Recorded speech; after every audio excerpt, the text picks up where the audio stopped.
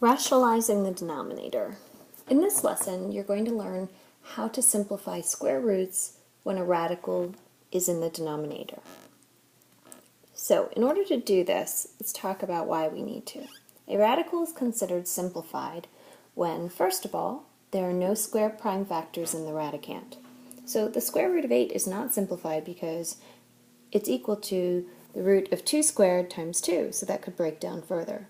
You could also think of it as it has a perfect square that is a factor. 4 goes into 8, so it can be reduced. You also can't have any fractions in the radicand, so the root of 5/4 is not simplified either. And finally, the case we have not examined yet, and what we're exploring in this lesson, is when there is a radical in the denominator. So 3 over the square root of 2 is not simplified. So in order to understand how to go about simplifying these, let's consider the following expressions. If I have root 2 times root 2, that is equal to root 4, because I multiply my radicands together, and the root of 4 is equal to 2. In the second one, root 6 times root 6 would be root 36, because by the product rule, I can multiply my radicands together, and root 36 is equal to 6. It's rational. Root 12 times root 12 would be equal to root 144, and the square root of 144 is 12. So notice in all three of these cases that when we multiply a radical times itself, what happens is we get what is beneath the radical sign. Okay? Another way of thinking this through is, well, what I'm really doing here is I'm squaring a square root, and these operations undo one another, leaving you with just the radicand.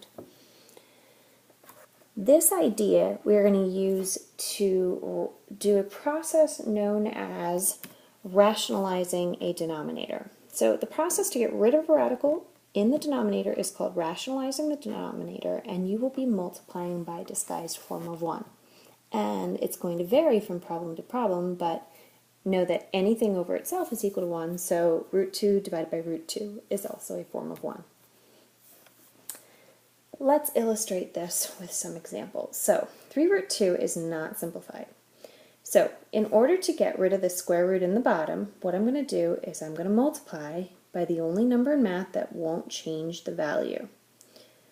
For instance, if I'm saying, if I don't want to change the value of 3, I would multiply it by 1 because I still get 3, right? But I'm not going to use just 1. Root 2 over root 2 is 1 in this problem. So the trick is whatever is in the denominator, or I should say whatever radical is in the denominator, you're going to multiply by that over itself. So to multiply fractions, I multiply straight across. So this gives me 3 root 2 over root 4, and root 4 we just talked about simplifies to 2. Now I should check my coefficients right here and see if they can be simplified. They cannot, so it's just 3 root 2 divided by 2 is my final answer. That's simplified. Now number 5, just a little bit different. I am only going to multiply top and bottom by root 7. This is again a disguised form of 1, so not by the coefficient but just by the radical. So multiplying straight across, 1 root 7 would just be root 7 over 2 times root, multiply radicands together, root 49. Well, root 49 is 7. So this results in root 7 over 14. Remember, never simplify a radicand with a coefficient, so that cannot reduce any further. All right, try 6, pause the video, and then check your answer. Okay, so hopefully you multiply this one by root 2 over root 2. Multiplying straight across reveals 5 root 2 over 3 times root 4, which we just said was 2. So on the bottom, I will get 3 times 2, which is 6. Now again, check and see if that 5 and 6 can reduce. It cannot, so I have simplified this completely. All right, now let's put this together with some more complicated ones. So this one is not simplified because I have a fraction under the radical sign. So I'm going to apply the quotient property and split this into root 5 over root 48. Now, I don't know root 5, and that is a prime number, so it won't break down further, but root 48 will break down. So if you need to do your factor tree to simplify this, then do. Be 6 and 8, 2 and 3, 4 and 2, and 2 times 2. So root 48 is going to be equal to, it would be 2 squared times 2 squared times 3. So when I simplify this, I will get root 5 over 4 root 3. Now, still not simplified because I have a square root in the denominator. I have to get rid of that, so this is a process where I rationalize the denominator, and I'm going to multiply top and bottom by a disguised form of 1, which in this case is root 3 over root 3. So, this results in root 5 times root 3 would be root 15 on the top, and on the bottom I would have 4 times root 9, which is just going to be 3. Results in just the radicand, so I get root 15 over 12 for a final answer. And that is simplified because it has no fractions under the radical sign. 15 doesn't break down any further, and there's no radical in the denominator. Okay, all right, let's try 8. So again, I'm going to say, let's use the quotient rule and break this into 2. And actually I'm going to reduce the top and the bottom because they're both under the radical sign. So 4 and 52 will reduce, which will reduce to, 4 goes into both, root 1 over root 13. So I've just reduced the 4 and 52 by dividing top and bottom by 4, and they're both radicand, so I can do that. Now, root 1 is just 1. And root 13, well, that's not going to break down any further because 13 is a prime number. So I need to rationalize the denominator. Can't leave it like this. So this is now the process that we're talking about where I multiply top and bottom by a disguised form of 1, which is going to be root 13 over root 13. Multiply fractions straight across. So I get root 13 over, I'm going to end up with just the radicand in the denominator. So I took a shortcut there because you should be seeing the pattern now. All right, number 9 is the first one where we've encountered some variables. So I have a monomial in the numerator. Okay, so first of all I check, can 2 and 5 reduce? No, they cannot.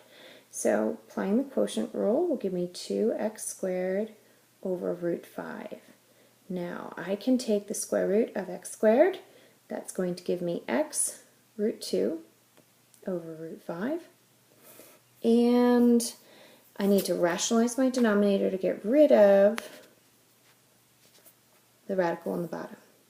So this will result in x times root 2 times root 5 would be root 10 over 5. Now don't reduce 5 and 10 because one's under a square root sign. So this results in x times root 10 all over 5. Okay, so the last 2 practice ones, maybe you could try them without me and hit play when you are ready to check your answers.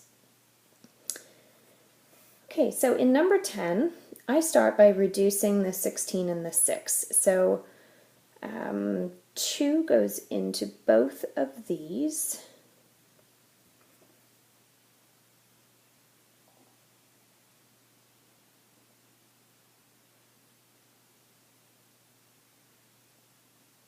Giving me 8x squared over 2, and that's still under the square root sign. And I'm going to apply my quotient rule, which lets me split up top and bottom, so I have 8x squared over root 3. Now, 8x squared, I can take the square root of that. That's going to be,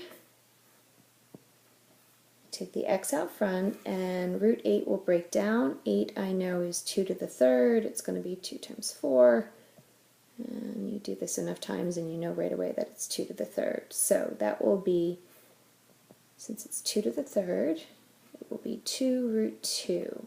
So I'm going to have 2x times root 2 all over root 3.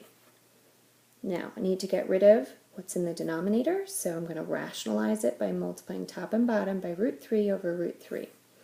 Multiply straight across gives me 2x root 6 all over 3. Now again, you should check 2 and 3, see if they can reduce further, and they don't, so this is it.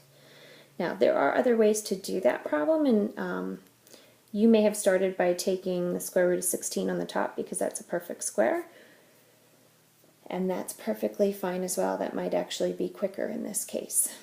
All right, finally, number 11. First of all, 2 and 3 don't reduce, so my only option here is to rationalize the denominator to get rid of the square root in the bottom. So I'm going to multiply top and bottom by root 3b over root 3b. So this results in root 2 times 3 is 6b all over, this would be 3 squared would be 9b squared, which is going to result in just the radicand, giving me 3b in the denominator. This is simplified. 6 does not break down, always check that. It does not. And do not reduce those b's because one's under square root sign and one is not.